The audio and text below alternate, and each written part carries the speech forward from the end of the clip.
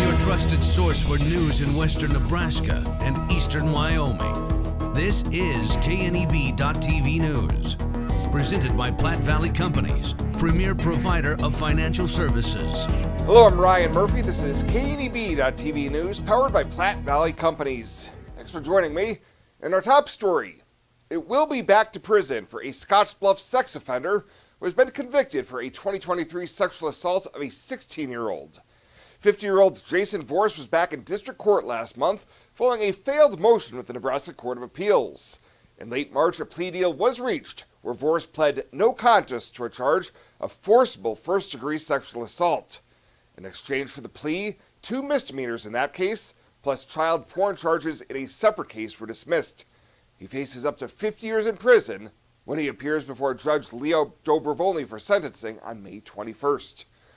We're going to stay with the courts as a tentative 9-day trial has been scheduled for one of the 3 still facing charges in connection to a 2025 Scottsbluff murder. 22-year-old Dimitri Enriquez is charged with 3 counts of accessory to second-degree murder and is accused of being the driver for the 3 males who ended up hopping out of the car and chasing down Wyatt Reeb in what turned out to be a deadly attack. This motion, a motion in limine, was filed, but there was no change in the trial dates set, which are currently planned to run from June 22nd through July 2nd. Ramon Enriquez and Corey Rotherham Jr. are also facing charges in this investigation, while the man who led the attack, Devontae Costella, was sentenced to 55 years to life in prison back in October.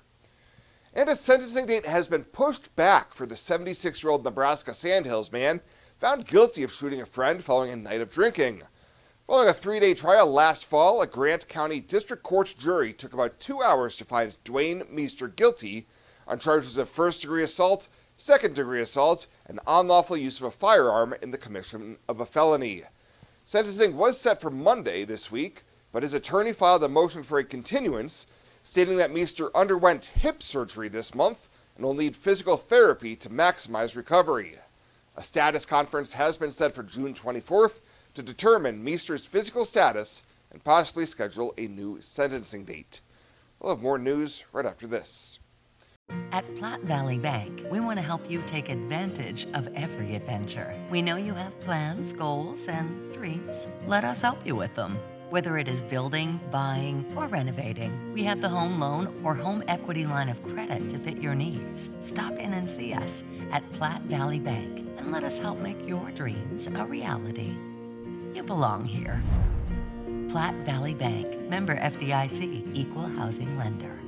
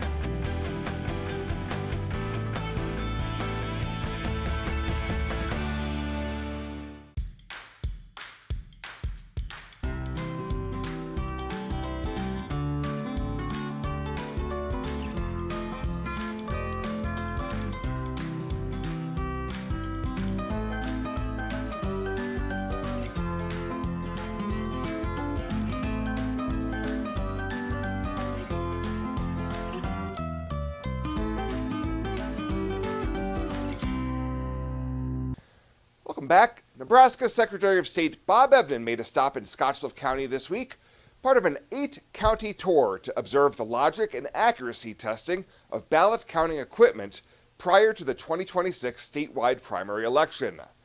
Scottsbluff County Election Commissioner Kelly Sides put the ES and SDS 450 through its paces, counting 3 sets of test ballots, 1 each from Democratic and Republican parties and 1 from the tabular manufacturer. Evnen told reporters that the machine is part of a very secure process. The ballot tabulator that's used in Scottsbluff County, it cannot be connected to the internet. It is certified as being incapable of being connected to the internet by the EAC, the Election Assistance Commission. President Trump has ratified the EAC. A bill that calls for observers to be available to watch the logic and accuracy testing that we're doing right now. And so Kelly has notified both political parties that if they wish to send a representative to observe the logic and accuracy testing, they are entitled to do so. They can come in and watch. In other counties, they have done so. I don't see anybody here for this particular test deck this morning, but they're all notified that this logic and accuracy testing is going on and that they have a right under statute now to send observers to watch it. During an election, results of a batch run of ballots are loaded onto thumb drives with military-grade encryption for transfer to a computer without any internet access, with combined results placed on another thumb drive for election commissioners to transmit securely to the state.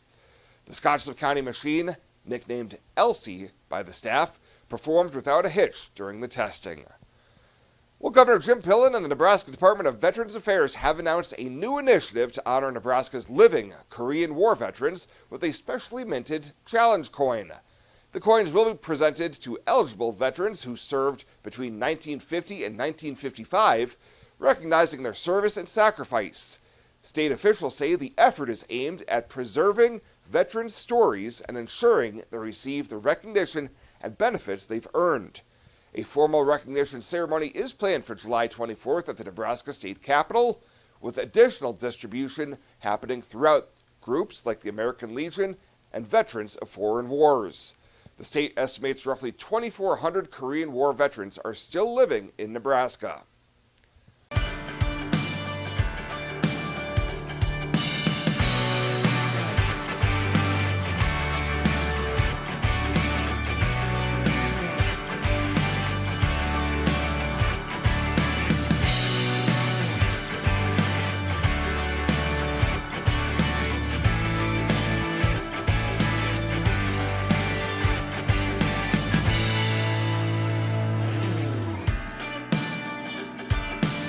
I imagined retirement in a place where we could enjoy our golden years, where adventure and friendship are the only items on the schedule. The Garden Homes at Northfield gives us the luxury we planned for and peace of mind when it comes to convenience, safety, and comfort. We never have to stop and think about the day-to-day upkeep. We love to explore abroad, but most importantly in our backyard. So much to do, so much to see. Here at Northfield, we get the protection of life care, incredible tax benefits, and secured rates for aging services. It's peaceful, knowing that if our needs change, we'll be taken care of. And most importantly, that our kids will never have to make any tough decisions. There never seemed to be enough time to do all the things we wanted. Now we get to focus our energy on enjoying what this community has to offer. At the Garden Homes, life is ours again. A place we had dreamed about. A chance to focus on us. Chad Moyer with you on the Rural Radio Network. It is time for a market update, specifically taking a look at our livestock trade. And joining me to do that, it is livestock market analyst Kyle Bumstead joining us today. And we do have quite a bit of information to talk about here today. Well, that's right, Chad. We are backing off here just a little bit in the futures after the recent run-up that we've taken here, which is some people are kind of scratching their heads here after we've seen the cash market trade like we have here. But first things first, the feeder cattle index looks like it's going to be up about 18 cents to 369.80 here. Daily average is 369.76 on 2,565 head. That daily average is $1.42 higher than last week. There's 26,928 head total in that index right now. Beaver, Oklahoma, 3 higher, 366 was kind of the main reason, and about 60% of the volume here. And again, the lineup is good here the next couple of days. And the reason I point that out is because April feeder cattle go off the board here tomorrow. And they're going to be cash settled against those sales that are going to be still happening in the country here tomorrow. So look for a number there on the 1st of May here on Friday. But posting a 369 daily isn't really going to get that index above 370. Now today we're going to be losing 372 and hopefully replacing it with something higher here, which would fit the trend for the week. But I still think that big 3,500 head at 355 is a big anchor that we saw here to overcome. But it can be done. We're just going to have to stick something in there over 370 here for expiration in order to get these April feeders to kind of expire over this 370 area, unless we have just a monster input. I don't know if we can get 371 or 372, but hopefully 370 hangs us here on this index is kind of what a lot of folks are thinking. So kind of a head scratcher here. A lot of folks are saying, how come feeders aren't higher given the fact that cash fats are $10 higher than they were last week? So looking at that cash fat cattle market here, things really got going here yesterday after the close. We did see 400 on a dress basis trade to an Eastern Nebraska regional. Then the majors started playing ball here. We did hear that there is a major out there that is bidding 257 here for the third week of May here up in the north. Thank you so much, livestock market analyst Kyle Bumstead. Call him at 308-708-7340. This is the Rural Radio Network. The We Care ethical principles are core values for the nation's pork producers. Dr. Dusty Odakoven is the chief veterinarian for the National Pork Board. They're not a separate program. They're actually interwoven into our daily business operations. And they represent our promise to do what is right for pigs, people, and the planet. And so while the strategic plan tells us where we're going, the We Care ethical principles define how we get there through our 6 commitments, including animal well-being and our people. For more information, go to porkcheckoff.org. The National Swine Health Strategy is crucial to the future of the pork industry. Dr. Dusty Odakoven is chief veterinarian for the National Pork Board. We're strengthening the economic viability of our farm families, and we're building a resilient industry. We're committed to creating measurable progress that producers can see in their own operations. Together, we're navigating the road to a healthier herd with shared responsibility and shared success. For more information, go to porkcheckoff.org. Chad Moyer back with you on the Rural Radio Network as we update you on the markets. Brought to you by Gingrich Structures. From garages to barn dominiums, Gingrich Structures delivers durable buildings built for the Midwest. Learn more at gingerichstructures.com. Well, light buying continues to be evident in the corn pressing into some resistance just short of $5. Weekly ethanol production down just a little bit. Stocks were down as well. Daily export wire remains pretty quiet. Soybean futures a little higher at midday. Oil leading the product complex. South American availability should remain good as the harvest winds down. Again, daily wire pretty quiet on the soybean side. Wheat futures flat to 5 cents higher. Some more highs coming in Kansas City, looking to consolidate above $7. Western Plains expected to remain mostly dry in the short term. Better rains in the south, where the crop is a little bit more advanced. Here are the latest numbers from the Chicago Board of Trade. May corn is down a half, 464 3/4. July is up 3/4, 476 1/2, and December up a penny at 496 3/4.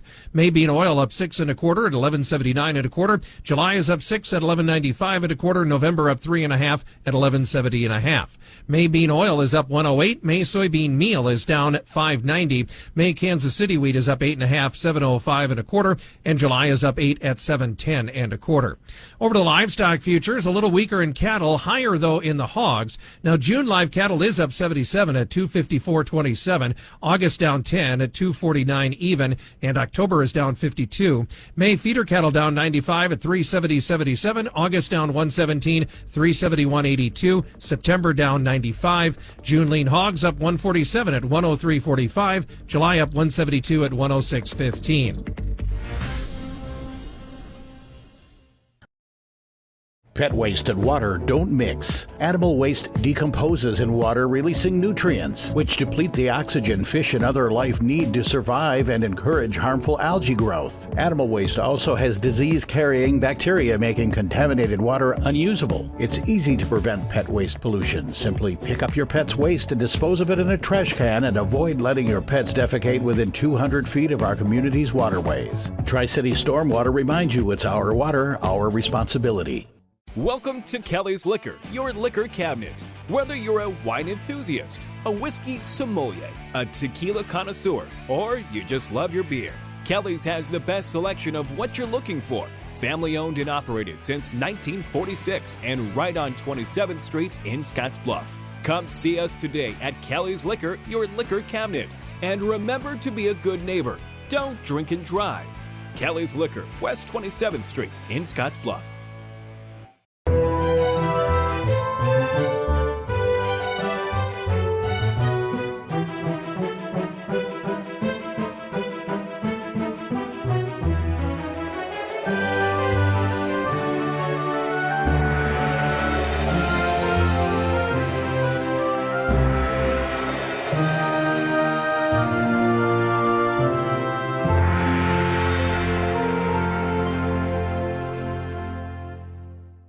let's take a look at your midweek community calendar brought to you by Riverstone Bank. Through the tiny little windows, all the lights out in the city, we flick away down the road.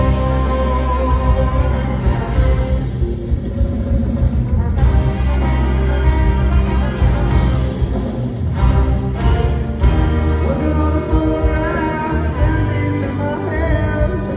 Thought you'd be here with me, took a different route instead. I miss my connection, but now I'm missing you. You still haven't landed. You took a red eye to the moon, red eye to the moon. You were taking us way too soon. Don't fly across the sky. You're the feeling for that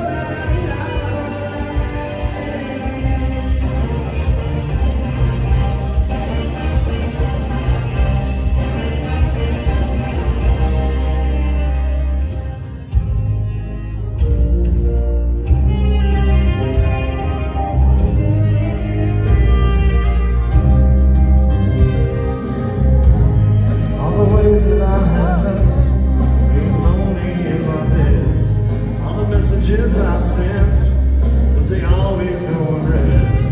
Saw a vision in my daydreams, in a plane that is unseen, in the place that is between, such a beautiful city. The world looks very pretty, with the storm on the windows, all the noises of the city, make me feel less alone.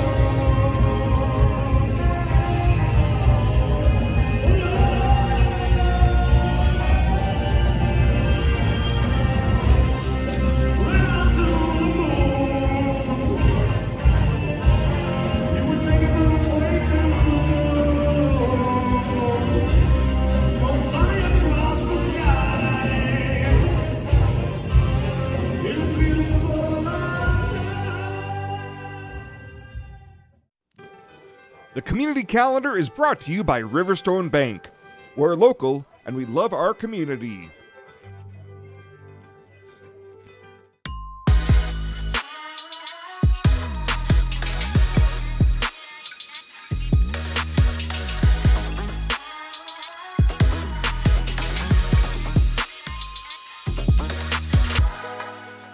At Platte Valley Bank, we want to help you take advantage of every adventure. We know you have plans, goals, and dreams. Let us help you with them. Whether it is building, buying, or renovating, we have the home loan or home equity line of credit to fit your needs. Stop in and see us at Platte Valley Bank and let us help make your dreams a reality.